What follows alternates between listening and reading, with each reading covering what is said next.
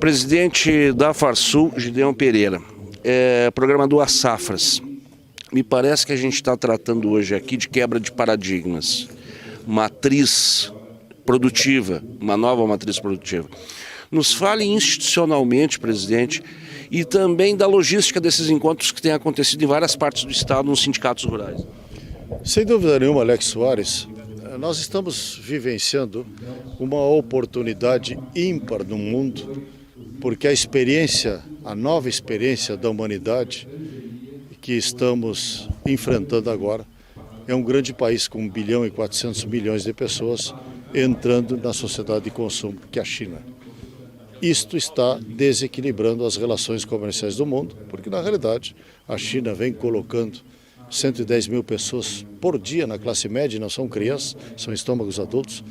Significa uma Argentina por ano, mais ou menos 40 milhões de pessoas, e isso está sendo um impacto extraordinário na economia agrícola do mundo, onde o Brasil se apresenta como um dos principais players mundial, porque o Brasil hoje é uma potência mundial do agronegócio e, portanto, nós não podemos perder essas oportunidades e que nós estamos enxergando até o ano de 2030 e possivelmente isto irá mais longe porque ainda provavelmente esteja faltando ainda 800 milhões de pessoas na China para entrarem nessa mesma classe média. Isto está colocado, a oportunidade surgiu, está surgindo, e nós estamos entendendo que nós temos que ainda produzir mais no nosso estado do Rio Grande do Sul, que é um dos celeiros deste país continental. Nós temos aqui uma nova fronteira agrícola, que é justamente a metade sul do Rio Grande, e ainda assim mesmo na metade norte temos muito a avançar, porque na realidade o Rio Grande do Sul produz ao redor de 8 milhões de hectares na safra de verão, entre soja, arroz e milho, e no inverno apenas 1 milhão e 200 mil hectares e o resto é cobertura vegetal. Então nós podemos avançar e avançar muito. E o mercado assim está colocando, pela necessidade e pela falta que temos hoje na suinocultura e na avicultura, de algo em torno de 7 a 9 milhões de toneladas de milho, tanto em Santa Catarina como no estado do Rio Grande do Sul. É uma grande oportunidade. E como os mercados estão demandantes, portanto, nos resta preenchermos esta lacuna, porque dificilmente vai vir milho do Brasil Central, ainda mais com as novas ferrovias que estão sendo estabelecidas, que descarregarão para o mercado internacional via Arco Norte, o Porto de Miritituba, e aqui o velho Porto de Santos, também que está enxugando, portanto, com uma logística mais barata do que trazer este mesmo cereal para suprir as necessidades de Santa Catarina e Rio Grande do Sul. Presidente, me corrija se eu estiver errado, mas o que a gente sente, eu sinto nesse processo de divulgação, digamos assim, ou de lançamento desse programa? Vocês estão indo primeiro nas bases e dentro desse processo de ir nas bases, vocês estão captando também novas informações e novas sugestões, estou correto? Absolutamente correto, Alex, porque o estado do Rio Grande do Sul é um estado muito diversificado, talvez seja o estado mais diversificado da nação brasileira. Isso é uma realidade nossa. Então a Farsul e todo o seu grupo, toda a sua diretoria executiva, todo o grupo Farsul e Senar, resolvemos visitar as nossas regionais, que são o número de 13, em todo o estado do Rio Grande do Sul, para justamente consultar os nossos sindicatos, os nossos líderes, que são os presidentes desse sindicato rural, a respeito deste programa que estamos gestando. E, na realidade,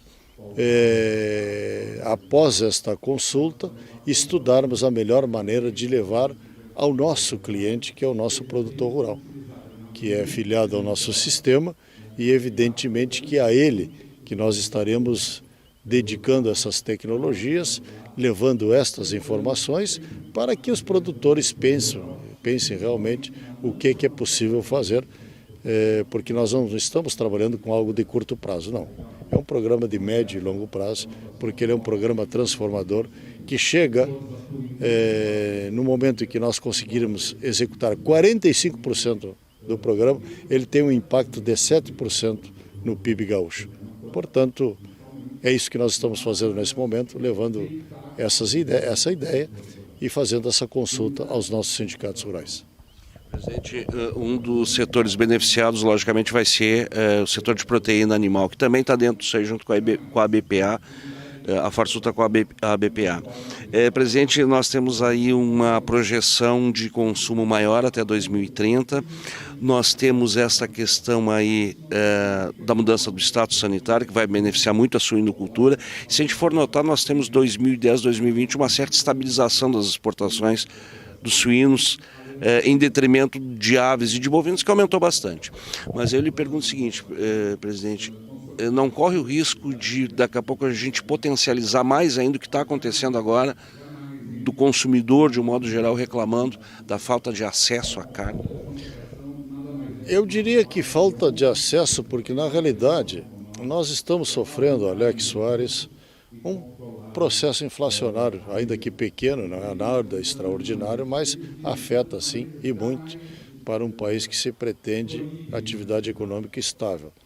E tem uma razão de ser, porque na realidade as medidas de lockdown que foram levadas a efeito no ano passado, em que fecharam as empresas, fecharam os comércios, isso teve um impacto negativo tremendo na nossa economia.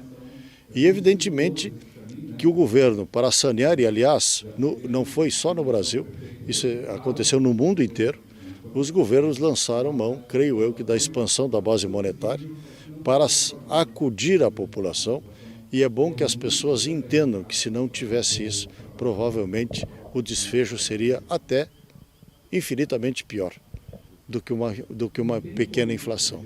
A inflação é consequência. Agora, não podemos crucificar os governos, porque agora estamos tendo uma pequena inflação, porque os governos expandiram a base monetária justamente para acudir as pessoas, se não morreriam de fome. Ou estariam assaltando na rua, diga-se de passagem, para poderem sobreviver. Esta é a realidade que temos que entendê-la, que poucas pessoas realmente têm essa capacidade deste entendimento. Isso está acontecendo no Brasil, aconteceu nos Estados Unidos, aconteceu nos países da Europa e em qualquer país do mundo. Isso está acontecendo. A grande vantagem é que realmente no Brasil, o Brasil não desabasteceu. O agronegócio brasileiro, que é uma potência, o Brasil é uma potência mundial do agronegócio, jamais teve qualquer tipo de desabastecimento na gôndola dos nossos supermercados. Claro que houve uma suba de preço, houve, porque aumentou a demanda. E não só suportamos essa demanda no mercado interno, como ainda aumentamos as nossas exportações, porque também fomos fortemente alimentados por outros mercados, porque o Brasil exporta para quase 200 países ao redor do mundo. Então, esta é uma realidade nova que nós estamos enfrentando. É verdade que as pessoas vão ter uma dificuldade, porque se nós não tivermos o crescimento econômico, e é fundamental que o Brasil comece a crescer de novo, porque o crescimento econômico traz empregabilidade e não assistencialismo. O assistencialismo gera inflação, veja bem.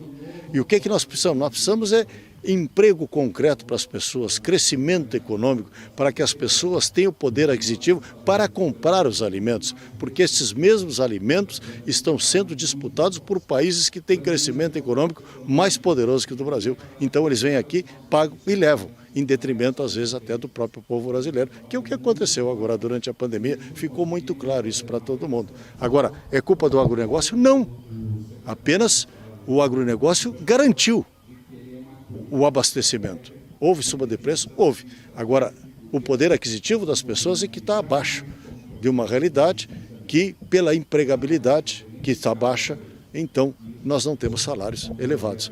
O que precisamos ter é crescimento econômico para que os empregos voltem a pleno e porque esta oferta e procura faça com que suba o preço das pessoas, o preço da empregabilidade.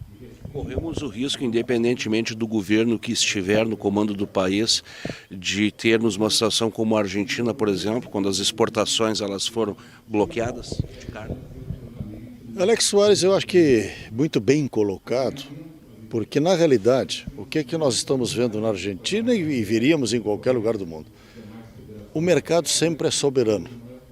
E a oferta, a procura e a liberdade de mercado é que estimula os empreendedores a empreenderem cada vez mais e produzirem cada vez mais. Isto é uma lei que ninguém conseguiu transformar no mundo.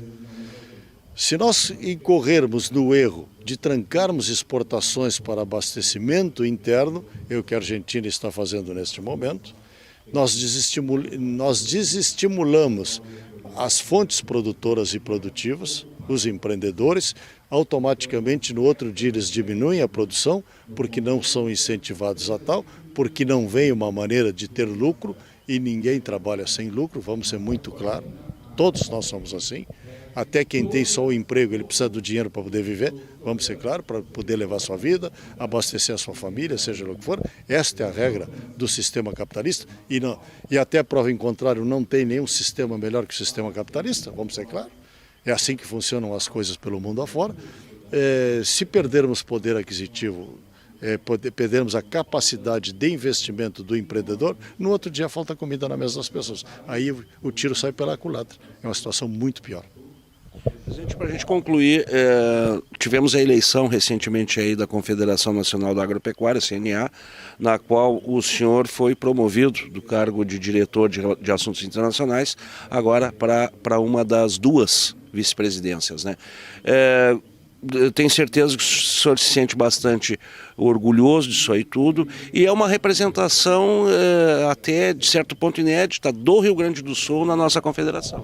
Eu diria que me sinto orgulhoso e honrado pela presença pelo convite do nosso presidente João Martins, quando nos convidou a ocupar o cargo de segundo vice-presidente da CNA. E ainda juntando com o cargo que eu tenho de diretor de mercado internacional. Então passei a ser vice-presidente e para mercado internacional da nossa CNA.